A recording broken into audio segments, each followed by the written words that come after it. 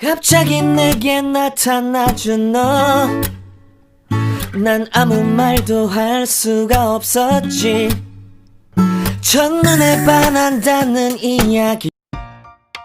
Ya, Assalamualaikum warahmatullahi wabarakatuh. Perkenalkan, nama aku Devia Nur Amalia dengan program studi teknik industri di Universitas Buana Perjuangan Karawang, dan aku di kelas TI 20B. Jadi di video aku kali ini aku akan membahas tentang limit fungsi aljabar untuk memenuhi tugas UTS mata kuliah kalkulus dengan dosen pengampu Ibu Fitri. Pada kesempatan kali ini aku akan membahas sedikit tentang limit fungsi aljabar. Limit sendiri itu merupakan sebuah konsep matematika di mana sesuatu dikatakan hampir atau mendekati nilai suatu bilangan tertentu. Limit itu berasal dari kata bahasa Inggris yang artinya batas. Dalam pengoperasian limit fungsi aljabar ini terdapat beberapa hukum atau syarat atau teorema limit yang perlu diperhatikan. Jika K konstanta, fungsi F dan fungsi G adalah fungsi-fungsi yang memiliki nilai limit yang mendekati bilangan C, maka syarat-syaratnya seperti ini.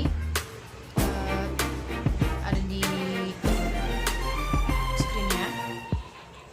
Atau mungkin bisa kalian cari di internet supaya kalian dapat menghafal, atau mungkin mau mencatat maksud saya.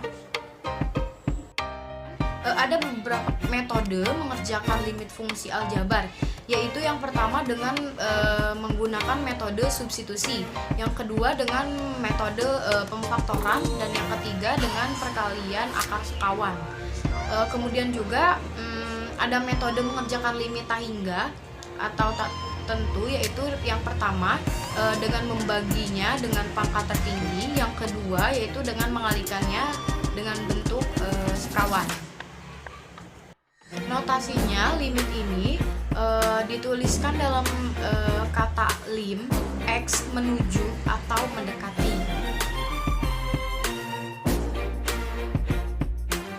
Yang pertama yaitu penyelesaian soal dengan metode substitusi. Ya, di sini di screen-nya. Metode tipe substitusi ini yaitu hanya tinggal mengganti pengubahnya saja yang mendekati nilai tertentu dengan fungsi aljabarnya.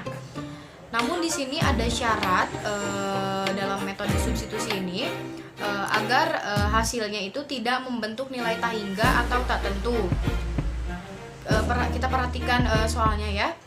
Di sini limit x mendekati minus 1, x pangkat 2 minus 2x tambah 1 per x tambah 2.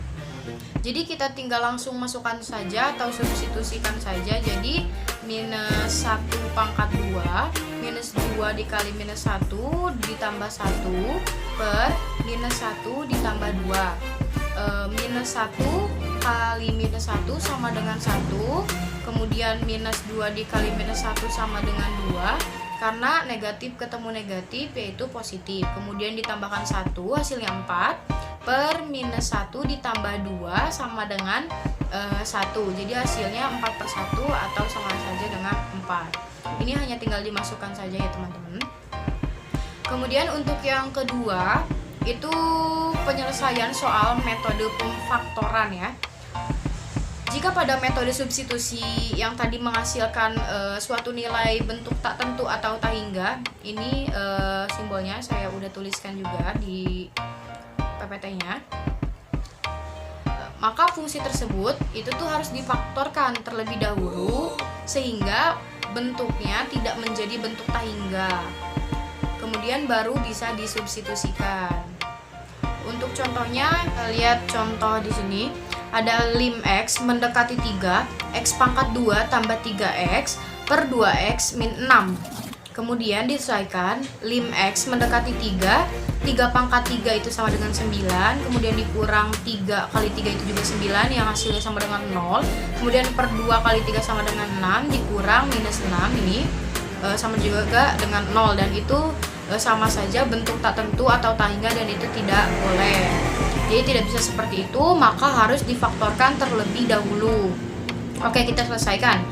lim X mendekati 3, X pangkat 2 minus 3X per 2X minus 6, selesai ya. Kemudian kita faktorkan ya di sini teman-teman. Di sini X kali X sama dengan X pangkat 2. Nah, kemudian X dikali minus 3 sama dengan minus 3X. Nah, kemudian yang bawahnya 2X 2 dikali X sama dengan 2X. Kemudian 2 dikali minus 3 sama dengan minus 6. Nah, sudah sama ya. Kemudian ini X minus 3 nya kita coret aja, coret atau mungkin dimasukkan juga tidak apa-apa. Jadi 3 kita masukkan X nya 3 juga karena lim X mendekati 3 dikurang 3 sama dengan 0 kan. Jadi hasilnya juga 3/2. Itu untuk metode pemfaktoran.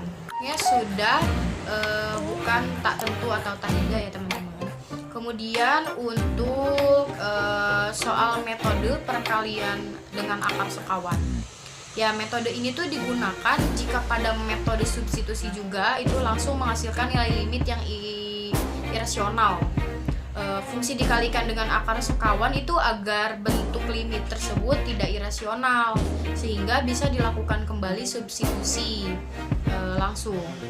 Untuk contohnya bisa kita lihat di sini, lim X mendekati 4, 4X per X minus akar 6X minus 8. Kemudian kita tinggal masukkan ya, ini yang salahnya ya, 4 minus X atau digantikan 4 per 4 minus akar 6 kali 4 kemudian minus 8. 4 dikurang 4 itu hasilnya 0, kemudian per 4 dikurang 6 kali 4 itu 24, kemudian minus 8, kemudian 0 per 4 minus akar 16, dan akar 16 itu sama dengan 4, jadi 4 dikurang 4 sama dengan 0/0, dan ini hasilnya ternyata bentuk tak hingga atau tak tentu, maka harus dicari dengan metode lain atau dengan perkalian akar sekawan. Nah, jadi cara penyelesaiannya seperti ini ya. Lim X mendekati 4, 4 minus X per X minus akar 6X minus 8 sama dengan limit X mendekati 4, kemudian minus buka tutup kurung X min 4 di sini, ini buka tutup kurung lagi X tambah akar 6X minus 8 per buka tutup kurung X minus 4, kemudian buka tutup kurung lagi X minus 2, kemudian selanjutnya minus buka tutup kurung 4 ditambah akar 6 dikalikan 4, X nya kita ganti 4 karena limit X mendekati 4 ya teman-teman, kemudian minus 8 tutup kurung per kita tambahkan lagi kita gantikan lagi X nya menjadi 4 minus 2 ya, seperti ini. Kemudian hasilnya minus 4 tambah akar 16 karena 6 kali 4 kemudian dikurang 8, 24 dikurang 8 sama dengan 16 per 2, 4 dikurang 2, hasilnya minus 4 tambah akar 16 itu 4 per 2, jadi minus 4 minus buka tutup kurung 4 tambah 4 sama dengan 8 per 2, jadi negatif 8 per 2 hasilnya yaitu minus 4. Jadi nilai limit fungsi aljabar tersebut ketika kita sudah dikalikan dengan akar sekawan hasilnya yaitu minus 4. Nah, mungkin cukup sekian dari saya.